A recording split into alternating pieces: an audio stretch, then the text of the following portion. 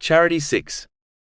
In a narration found in At-Tirmidhi, number 2029, the Holy Prophet Muhammad, peace and blessings be upon him, advised three things. The first is that charity does not decrease one's wealth.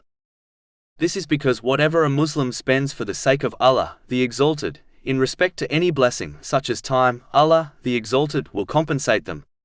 This compensation will be much more than what they originally used. Chapter 2 Al-Baqarah, verse 245. Who is it that would loan Allah a goodly loan, so he may multiply it for him many times over? For example, Allah, the Exalted, may grant the one who spends for his sake with financial opportunities which leads to an overall increase in wealth.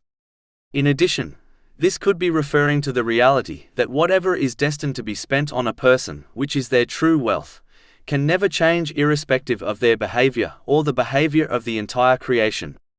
In fact, a person's provision was allocated to them over 50,000 years before Allah, the Exalted, created the heavens and the earth.